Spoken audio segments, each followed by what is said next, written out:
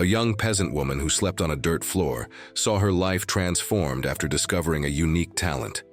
From tears in poverty to unexpected success, she now transforms lives with her fortune. From rejected to admired, her story proves that our greatest challenges can become blessings. A journey of faith, perseverance, and generosity that will move you. Subscribe, like, and comment where you're watching this incredible story of overcoming.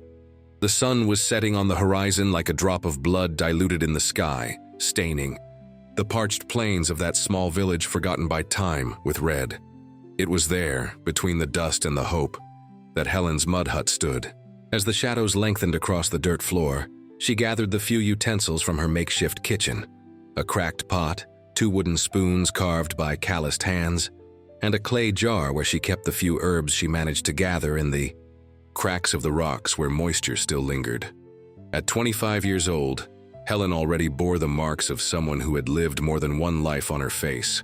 Her hands, rough as the bark of the trees that rarely adorned that arid landscape, told stories of incessant labor.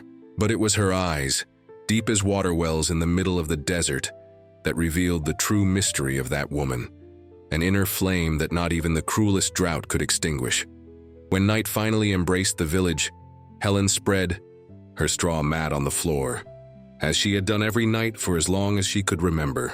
The makeshift mattress was so thin that there was practically no separation between her body and the cold earth.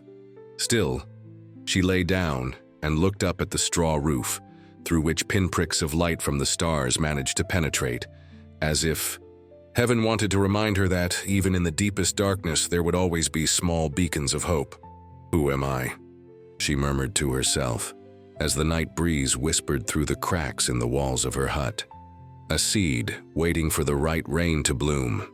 She didn't know where these words came from. Perhaps they were the echoes of the stories her grandmother told her about the strong women who came before her. Women who, like the desert plants, knew how to store within themselves the water needed to survive until the next rainy season. Dawn arrived as cruel as ever, the relentless sun already announcing another day of trials.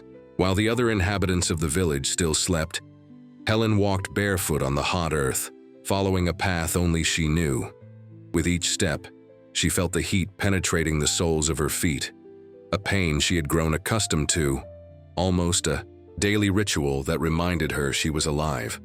After 2 hours of walking, she reached her secret destination, a small oasis hidden among rock formations, a miracle of nature she had discovered on one of her long walks in search of herbs. There, protected from curious eyes and the greed that could dry up that precious source, Helen knelt and touched the water with reverence. "Thank you," she whispered, as if speaking to a living entity. She filled her old leather canteen and carefully gathered some leaves from the plants growing around the spring. She knew each one as if they were extensions of her own body. She knew which ones soothed fever, which relieved pain, which purified the blood. Ancestral knowledge passed down by her grandmother, who had received it from her mother, in an unbroken chain of women guardians of the earth's wisdom. When she returned to the village, the sun was already high, mercilessly beating down on the roofs of the huts. That's when she heard screams coming from the house of Peter, the blacksmith. Without hesitation, she ran there, her canteen still hanging from her shoulder. "It's my son. He's burning up with fever," cried Peter's wife, Martha, holding a boy of about 6 years old in her arms, whose red face betrayed the severity of his condition. The village healer, an elderly man named Tobias, was already there, but he shook his head in a sign of helplessness. "I've seen this kind of fever before," Tobias murmured sadly. "It took 3 children last summer. There's nothing we can do but pray." Helen watched the scene with a heavy heart. She knew that fever. Her own younger sister had been taken by it years, but now she had something she didn't have before. "I can try something," Helen said, her voice firmer than it had ever been in the presence of the other village inhabitants. Eyes turned to her, some suspicious, others desperate enough to grasp at any thread of hope. "And what could a woman who sleeps on the floor do that our healer cannot?" said Augustus, the merchant, whose less worn clothes indicated a slightly better condition than the others. Helen didn't answer. Instead, she knelt beside the boy and, with the mother's silent and desperate permission, began to prepare an infusion with the herbs she had gathered that morning. As she worked, she whispered words her grandmother had taught her, words in an ancient language that many had forgotten, but that the earth still remembered. When the sun finally set that day, the boy opened his eyes, the fever completely gone. "Water," was his first word, spoken in a weak but clear voice. The news spread through the village like wildfire. The boy everyone believed was marked for death had survived. In the days that followed, Helen began to receive visitors in her humble hut. First, it was the most desperate, those whose illnesses had resisted the traditional methods of old Tobias. Then came the curious, and finally, even the skeptical, like Augustus, the merchant who suffered from joint pains that prevented him from making his trade journeys. To each of them, Helen offered her herbs and her knowledge without asking for anything in return. "The earth gives me its secrets for free," she would say. "How could I charge for them?" However, the people's gratitude manifested in various ways.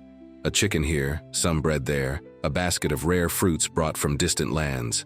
For the first time in her life, Helen didn't have to worry about her next meal. It was on one of these occasions, when she had healed Augustus of his joint pains, that the merchant made her an unusual proposal. "These herbs," he said, examining the small leather pouch Helen had given him, "could be sold for good money in the big cities. People there would pay gold for the relief they bring." Helen looked at him without fully understanding. "Sell? But the herbs belong to the earth, not to me."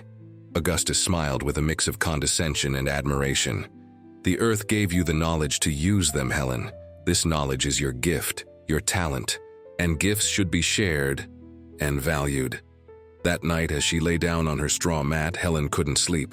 Augustus's words spun in her mind like leaves in the wind. Could she use her knowledge not just to heal, but to transform her own life? What if she could earn enough to build a better house, with a roof that didn't let in the rain the few times it fell? A place where she could grow her own herbs instead of walking for hours every day. But the thought that truly kept her awake was another, much broader one. What if she could earn enough to help not just herself, but the entire village? That night, under the starry sky revealed by the gaps in her roof, Helen had a vivid dream. She saw herself standing in a lush green field, her hands full of seeds that, when blown into the wind, transformed into leafy trees. Under the shade, these trees, people rested, children played, and the earth, once arid, pulsed with life. When she woke up, the first light of dawn just beginning to filter through her hut, Helen made her decision. She would accept Augustus's proposal. The weeks that followed were a period of transformation. With the help of the merchant, Helen began to prepare her herbs in a more organized way, storing them in small cloth bags, each with careful instructions on its use. Augustus took these bags on his trade journeys and returned with stories of successful cures, and more importantly, with silver coins and even some gold ones. However, not everyone in the village looked favorably upon Helen's new activity. The elders in particular were suspicious. For generations they had followed the same traditions, and the idea of a single woman earning her own living, and so prosperously, challenged everything they knew. "This goes against our traditions," declared old Matthew, leader of the Council of Elders during a community meeting. "A woman should seek a husband, start a family. This commercialization of herbs is not the path our ancestors would follow." Helen, who was present at the meeting, felt all eyes turned to her. For a moment, the girl who slept on the dirt floor almost resurfaced, wanting to shrink and disappear. But then she remembered her dream, the leafy trees born from small seeds in her hands. "I deeply respect our traditions, Elder Matthew," she said, her voice soft but firm. "It was thanks to them that I learned about the herbs that now help so many people. But I wonder, don't our own ancient stories say that we should multiply the talents given to us? The herbs are the talent I received, and I believe that multiplying them is my way of honoring that gift." A heavy silence followed her words. Finally, it was elder, female Beatrice, the oldest woman in the village, who spoke. "The girl is right," she said, her voice fragile as old paper, but clear as crystal water. Our traditions also speak of adaptation, of using what we have to survive. And isn't that what she is doing? Using the knowledge of our ancestors to help us continue? There was no consensus at that meeting, but Helen received permission to continue her work, provided she did not neglect her traditional duties. Vague condition she interpreted in her own way. With the first coin she earned, Helen bought something she never thought she could have: her own piece of land. It wasn't much, just a small plot near the secret oasis that only she knew. But it was hers. With the help of some women from the village, who now viewed her with a mixture of curiosity and admiration, Helen began to transform that piece of land. Studying the rare stored scrolls in the small house of prayer of the village, she discovered ancient irrigation methods used by the peoples who inhabited those lands centuries before. Adapting this knowledge, she created a simple but efficient system to bring water from the oasis to her crops. What began as a small herb garden soon transformed into a true green miracle in the midst of the desert. The medicinal plants flourished under Helen's watchful care, and she seemed to have a gift not only for healing them, but for making the earth itself awaken from its deep sleep. 9 months after starting her journey as a healer, Helen received an unexpected visit. A group of merchants from a large city had heard of her miraculous herbs and had traveled especially to meet her. "We were impressed by the effectiveness of your remedies," said the leader of the merchants, a refined-looking man named Raphael. "We would like to propose a partnership. We would buy all your herbs and knowledge exclusively for ourselves, for a very generous price. You would never have to worry about money again." It was a tempting offer, especially for someone who had slept on a dirt floor her entire life. With the money offered, Helen could build not just a house for herself, but houses for many families in the village. She asked for a few days to think, and during that time she retreated to her meditation spot near the oasis. There, where water and earth met in harmony, she always found clarity. On her third night of reflection, as she watched the stars reflected in the small lake, Helen had another vivid dream. This time, she saw herself surrounded by a high wall. Inside, she had everything she could desire: a comfortable house, abundant food, fine clothes. But she couldn't see what was happening outside. And for some reason she didn't understand, this inability to see beyond the wall caused her deep anguish. When she woke up, she knew what she had to do. "I sincerely thank you for your offer," she said to Raphael when he returned to hear her answer. "But I cannot accept exclusivity. The knowledge of the herbs does not belong to me to be sold in this way. It belongs to everyone who needs it." The merchant did not hide his disappointment, and for a moment Helen feared she had made a terrible mistake, throwing away the chance of a comfortable life. But then, to her surprise, Raphael smiled. "That's what I told my partners you would answer," he commented. "And that's why I prepared an alternative proposal. What if, instead of buying your knowledge exclusively, we financed an expansion of your garden? You would remain free to share your knowledge as you wished, but you would give us preference in buying your herbs for distribution in the big cities." This proposal resonated with Helen's dream. She could expand her work without building walls around herself. She accepted, with one condition: she would use part of the investment to train other women from the village in the healing arts. Many laughed at her naivety, especially Elder Matthew, who now managed the local market and had been exploiting the farmers with unfair prices for years. "Women should take care of their homes, not businesses," he would mutter to anyone who would listen. But Helen was not discouraged. With the investment money, she expanded her garden and built a small but comfortable stone house near it. It wasn't luxurious, but for the first time in her life, she had a solid roof over her head and a real bed to sleep in. More importantly, she started her training program. She began with 5 women, 3 widows struggling to support their children, a young orphan who lived on charity, and the wife of Peter, the blacksmith, who had developed a deep interest in herbs after Helen saved her son. In a year, what had started as a small garden had transformed into a true source of life. What were once just a few beds were now an organized plantation employing the 5 women Helen had trained. Her remedies were already being transported not only by Augustus, but by several merchants to neighboring villages, and even to distant cities. It was then that nature, always unpredictable, decided to test the strength and resilience of that community. A sandstorm, stronger than any the elders could remember, struck the village. It lasted 3 days and 3 nights, and when it finally ceased, the scene was desolate. The communal barn, where provisions for the tougher months were stored, had been severely damaged. Much of the grain was lost, carried away by the wind or contaminated by sand. The crops that served to feed the village were destroyed. The ghost of hunger, familiar to those people for generations, returned to haunt them. At an emergency meeting, the despair was palpable. Some families were already talking about abandoning the village in search of more generous lands, a dangerous journey that many would not survive. It was then that Helen stood up. "I have a personal grain warehouse," she announced. "It's not much, but it can feed the village until we can find a more permanent solution." The silence that followed was broken by Elder Matthew.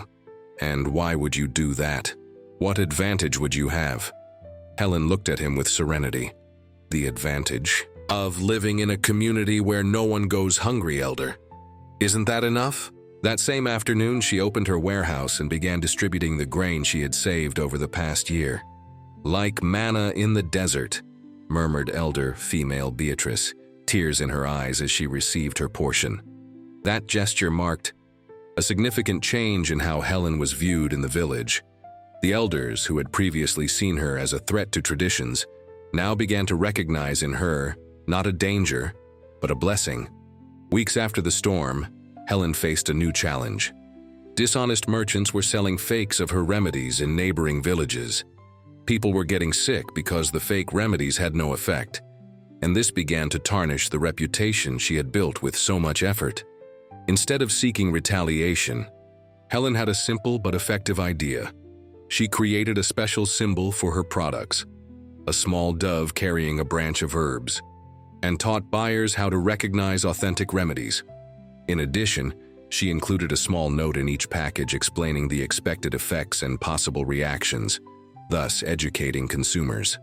This initiative not only solved the problem of fakes, but also further increased people's trust in her products.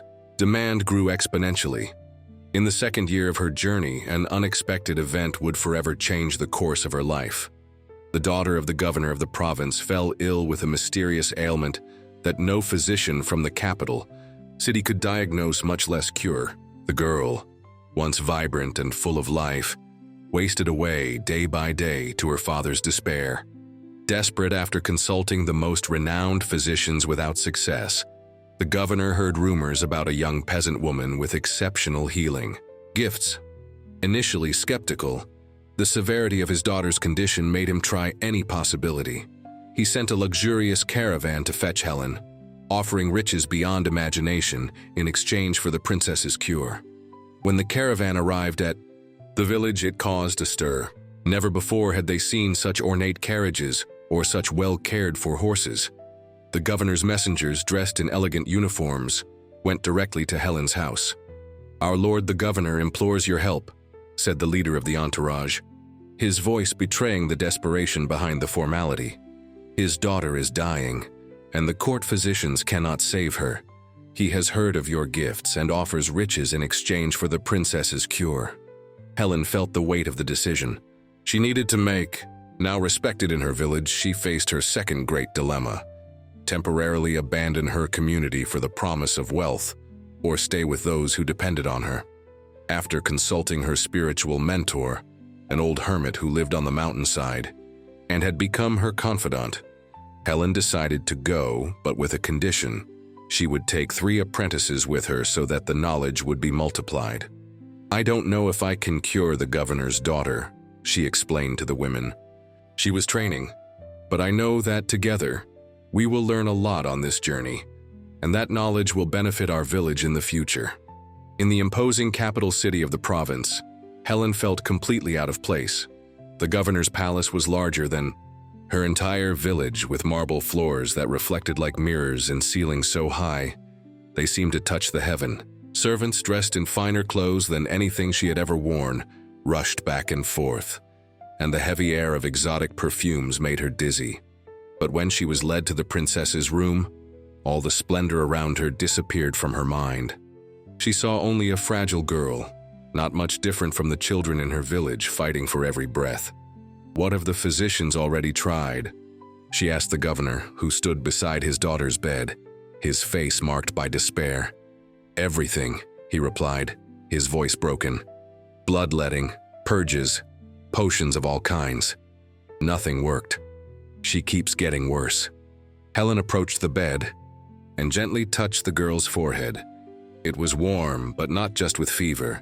There was something more, a strange energy that Helen could feel vibrating beneath the skin. "I need a quiet space for us to prepare our remedies," she said, "and I ask that all previous treatments be stopped." The request caused indignation among the court physicians. "This peasant woman cannot dismiss centuries of medical knowledge," protested the chief physician, a middle-aged man with a well-trimmed beard. "My daughter is dying under your care," replied the governor coldly. "She will have her chance."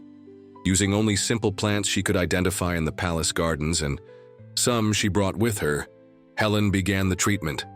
Each morning at sunrise, she prepared a fresh infusion and spent the day beside the princess, monitoring every small reaction.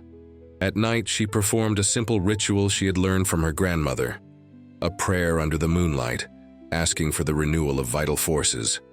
For 40 days, she maintained this routine. Slowly, almost imperceptibly at first, the girl began to show signs of improvement. Color returned to her cheeks, her breathing became stronger, and finally, on the 40th day, she opened her eyes completely lucid for the first time in months. "I'm hungry," were her first words, to the governor's ecstasy and the astonishment of the court physicians. The princess's recovery was considered nothing short of a miracle.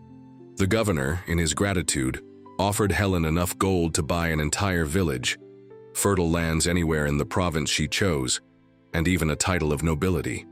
Helen accepted only what was necessary to expand her work, asking that the rest be used to build wells in villages affected by drought, including her own. This act of detachment deeply impressed the governor, who became her protector and sponsor. "You could live like a queen," he said, confused by her choice. "I already live as I wish to live, Excellency," Helen replied, "surrounded by people I love, doing work that matters. What wealth could be greater than this?"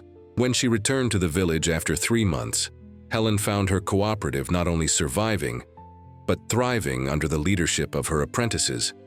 Far from resenting her absence, they had taken on extra responsibilities and expanded the work in ways she had not imagined. With the resources provided by the governor, Helen further expanded her operation, creating a healing and learning center that attracted people from all regions. She built a simple but functional building, with rooms for preparing remedies, a small hospital for treating the sick, and a school where the knowledge of medicinal plants was freely transmitted to anyone interested in learning. In the 3rd year of her journey, when her wealth was already considerable, Helen faced her greatest trial. A drought more devastating than any in living memory struck the region. Not just her village, but all settlements within many miles faced the prospect of losing everything. Plants died, wells dried up, and despair grew. Many rich families from nearby cities began making plans to flee to wetter regions, abandoning those who had no means to do the same. It was during one of her nightly prayers that Helen had the most powerful of her visions. She saw herself standing on the bank of a distant river, its abundant waters flowing freely. And then she saw canals, long paths dug into the earth, carrying water to the dry fields, transforming the desert back into fertile land.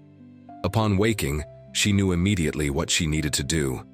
Studying ancient manuscripts in the house of prayer and consulting the old hermit from the mountain, Helen conceived an audacious plan to build a system of canals that would bring water from the distant river to the dry lands.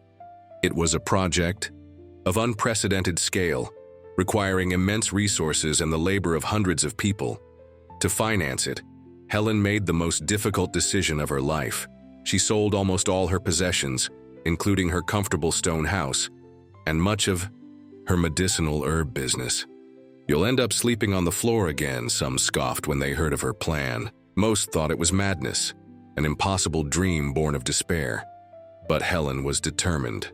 With the money from her sales, she hired engineers from the capital and mobilized the inhabitants of the village and neighboring regions. "I'm not asking you to believe in me," she said at a large meeting.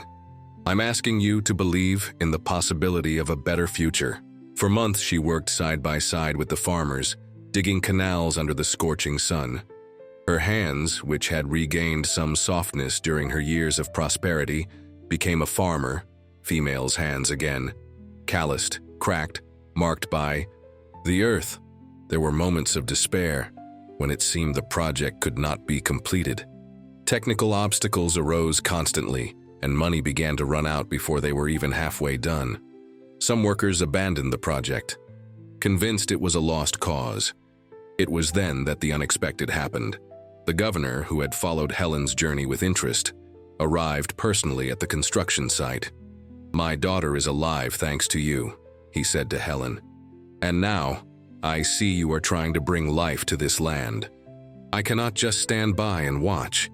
With the financial and political support of the governor, the project gained new momentum. More workers were hired, better equipment was brought in, and the knowledge of experienced engineers was put to the service of Helen's vision. When the first flow of water finally reached the dry lands, the miracle spread before everyone's eyes. Fields that had been abandoned became green again. Families who had fled began to return. The project that many judged insane transformed the entire economy of the region.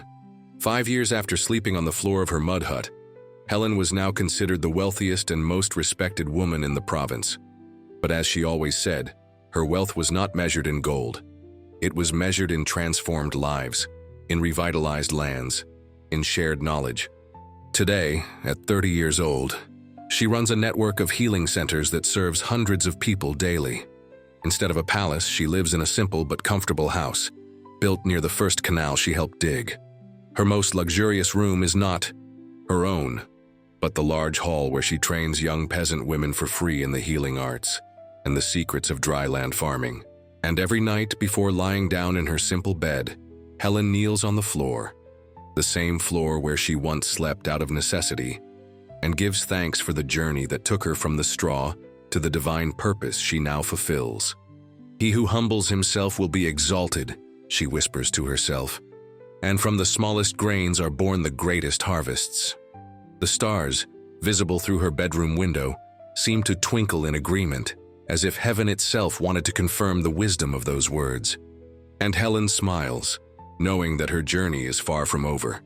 For in every human heart, as in the most arid land, there is the potential for a miracle. All it takes is the right seed, planted with faith, watered with perseverance, and cultivated with love.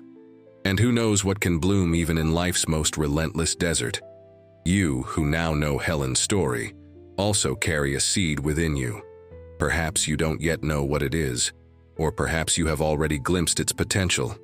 The important thing is to remember that, just like the young peasant woman who once slept on the floor and today transforms lives, you also have the power to transform your reality. For true wealth is not measured by what we possess, but by what we share. It is not defined by the comfort we enjoy, but by the lives we touch. It is not counted in gold coins, but in smiles of gratitude. And so, as the moon continues its journey, across the night sky, gently illuminating the canals that now bring life to what was once just desert, Helen rests, ready for another day of service. Her story, like fresh water on dry land, continues to nourish hope and inspiration in all the hearts that know it. Because some people don't just overcome their circumstances, they transform them completely. And in doing so, they show all of us that the limits we believed we had were in fact just illusions created by fear. In every choice we make, in every seed we plant, there is the possibility of a new beginning. This is the most precious lesson Helen has to teach us, that it is never too late to rewrite our story. It is never impossible to transform our personal desert into a flourishing garden.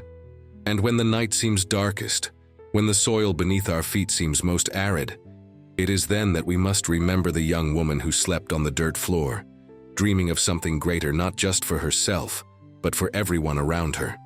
For dreams, like seeds, contain within them all the potential of what is to come. We just need to have the courage to plant them.